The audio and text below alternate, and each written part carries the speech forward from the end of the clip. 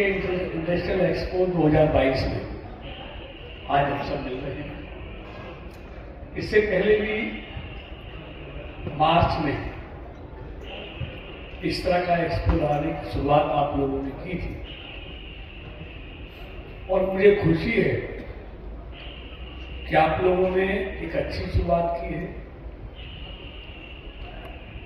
क्यों हमारी और फरीदाबाद की पहचान आप लोगों से है।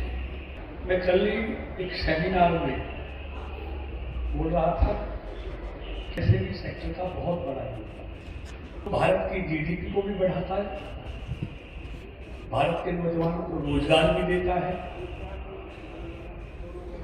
तो इसलिए मैं यूं कहूं कि जो उद्योग हैं भारत की अर्थव्यवस्था की रीढ़ है।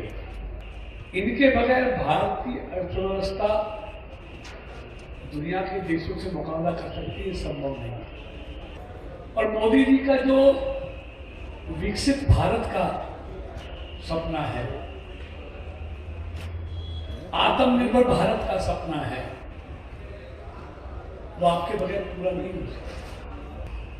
और पिछले समय से लगातार ऑटो इंडस्ट्री है, उसने बहुत अच्छा किया है। इसलिए आपकी समस्याएं मैं समझता हूं आपकी नहीं हमारी।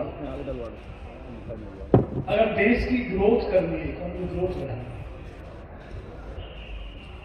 देश की आर्थिक अर्थव्यवस्था को पटरी पर रखना है, तो इसलिए समय रहते आपकी समस्याओं का समाधान करना सरकार का भी और हम सबका कर्तव्य है। चाहे वो सड़कों की हो, बिजली की हो, कनेक्टिविटी की हो। मैं ज्यादा कुछ विकास पर कहने दिया है, लेकिन फरीदाबाद जो कनेक्टिविटी में बहुत पीछे था, मैं आज आपको विश्वास दिलाता हूं। गुड़गांव के लिए एक कनेक्टिविटी है। आप अगर दौलतपुरा से चलो, शाम के टाइम अगर 4:30 भी चलो, गुड़गांव पहुंचना हो तो आपको घंटों का सफर तय करना पड़ता है, क्योंकि एक ही कनेक्टिविटी है दिल्ली से गुड़गांव के लिए। लेकिन दिल्ली से, यूपी से, नोएडा से फरीदाबाद की कनेक्टिविटी आने वाले दिनों में गुड़गांव से कई गुना अच्छी कनेक्टिविटी फरीदाबाद है। अगर आश्रम वाले हाईवे से आओगे, वहां जाम लग रहा हो तो डीएनडी से आ जाना, डीएनडी पे जाम हो तो आश्रम वाले से आ जाना, सीधा आना हो तो मेधावली वाले से आ जाना, केजीपी से आना हो तो जेवर वाले से आ जाना, केजीपी और पास जाना। और अभी स्वामी जी बैठे हैं, उसे मैंने कहा था जिस दिन बहुत अमेठा हॉस्पिटल का होता, तो मैंने प्रधानमंत्री जी भी थे, उनकी भी एक मुख्यमंत्री, नहीं कि हमको फरीदाबाद से नोएडा एफएनडी, हम काले बाल होते सफेद हो गए एफएनडी के बारे में सुनते सुनते। सबसे पहले कनेक्टिविटी एफएनडी की होनी थी, फरीदाबाद, नोएडा, गाजियाबाद। लेकिन मुझे आपको बताते हुए खुशी हो रही है, उस पर सर्वे और डीपीआर का काम शुरू हो गया है। बहुत जल्दी आपको फरीदाबाद, नोएडा, गाजियाबाद को भी, और ये सारी कनेक्टिविटी हो जाएगी आपकी। घंटों का सफर मिनटों में हो जाएगा। तो हालात तो फरीदाबाद के सुधरेंगे, जहां इन्वेस्टर भी आएगा।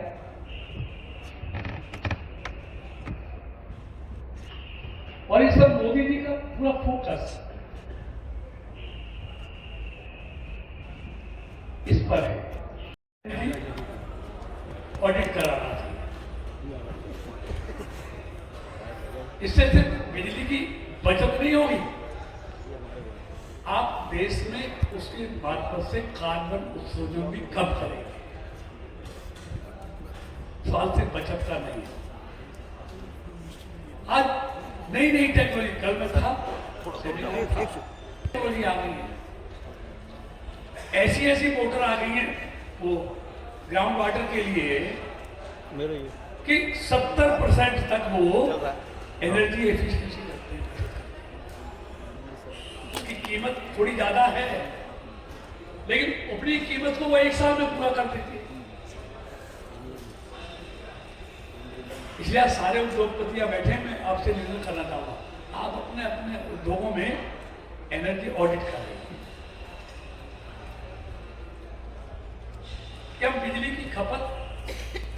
कैसे कम कर सकते हैं। तो अंत में मैं देखिए, आपने कहा कि यहाँ सड़कों की और बिजली की समस्या है। मैंने भी बैठे बैठे आप बता रहे थे, मैंने बात कर ली है। तो 2 ट्रांसफार्मर आपके राणा जी जनवरी में 2 ट्रांसफार्मर आपके लग जाएंगे, मैंने कमिटमेंट ले लिया बैठे बैठे। और सड़कें आपकी जो मास्टर रोड की सड़कें हैं वो तो FMDA को हैं, लेकिन जो अंदर की सड़कें हैं उनका डिसीजन जो हमारा है कौन बनाएगा। 30 मीटर से जो छोटी सड़कें वो FMDA बनाएगा, मैं कर लूंगा बात। तो आपकी सारी सड़कें हम बनवाएंगे। तो अगर सड़कें नहीं होंगी तो फिर कैसे काम चलेगा। तो आपकी अच्छी सड़कें बनाएंगे, ये फैसला करा देंगे, चाहे FMDA बनाए चाहे कॉर्पोरेशन। तो अंत में ज़्यादा कुछ नहीं कहते हुए मैं आपको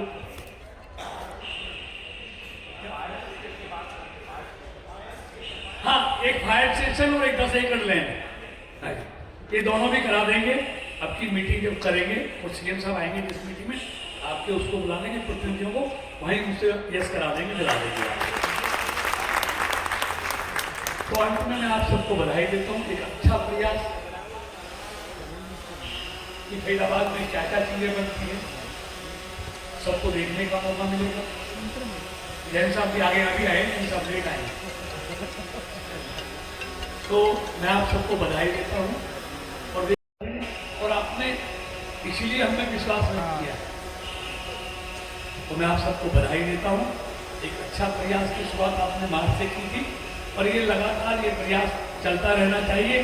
और कोई दिक्कत आए तो हमें बताइए, हम आपके साथ थे, हैं और आपके साथ रहेंगे।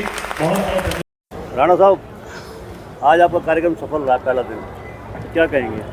पहले तो मैं आपको धन्यवाद देना चाहूँगा कि आपने सहयोग किया हमारे कार्यक्रम को जन जन तक पहुँचाने के लिए।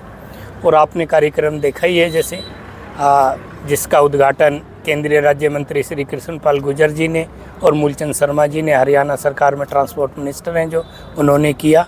और बाकी शहर के जाने मानी हस्तियाँ यहाँ पे सारे ही थी, चाहे अमृता हॉस्पिटल हो, चाहे SS बांगा जी हो, मान साहब हो, सज्जन जैन जी हो, मतलब आपने भी देखा होगा कि नाम लेते लेते थक जाएंगे, इतने VIP आई थे। आप अध्यक्ष स्पीच दे रहे थे, डिमांड रख रहे थे। हाँ, तो हमने नोटिस किया था। हाँ, आपने अपने उसमें बोला भी है, कृष्णपाल गुर्जर जी ने वहीं बैठे बैठे बात भी कर ली और आपकी जो डिमांड थी तकरीबन उनमें से कुछ पूरी भी कराई है। ये मंत्री जी की खासियत है कि वो समस्या को तुरंत समझते हैं और तुरंत उसका समाधान निकालते हैं। तो इसीलिए हम मंत्री जी के साथ हमेशा बने रहे हैं और उनसे हमेशा उम्मीद है कि वो इंडस्ट्री को इसी तरह समस्या फ्री बनाने में हमारी सहायता करते रहे। कौन कौन सी ऐसी समस्याएं थी जिनको मौके पर उन्होंने दूर कराने का प्रयास किया है? मौके की समस्या उन्होंने बिजली के से रिलेटेड थी हमारी, जैसे आने वाले समय में 1-2 महीने में बिजली की शॉर्टेज IMT में होने जा रही है, क्योंकि जो इंफ्रास्ट्रक्चर्स है वो ऑलरेडी ओवरलोड हो गया है। तो उसके लिए नए ट्रांसफार्मर्स की ऑलरेडी मुहिम चल रही है, उसकी कार्रवाई चल रही है। तो उसमें मंत्री जी ने तुरंत फ़ोन करके उन ट्रांसफार्मरों को जल्दी से जल्द लगवाने के लिए निर्देश दिए। एक 2 डिपार्टमेंट्स के बीच में पिछड़ा है IMT फरीदाबाद। हाँ, रोड्स के बारे में, उसके बारे में कोई बात? उसके बारे में भी मंत्री जी ने कह दिया कि उसको जल्दी से जल्दी FMDA से रोडों को बनवाया जाएगा। इसी तरह फायर स्टेशन को सुचारू करने के लिए था, उनके लिए भी मंत्री जी ने कहा है। और एक जो 10 एकड़ की ज़मीन है वो ऑलरेडी सरकार ने हमें देने का वादा किया और उस पर कार्रवाई चल रही है। बस मंत्री जी से यही गुजारिश थी कि उसको CM साहब के नॉलेज में लाके जल्द से जल्द कराया जाए।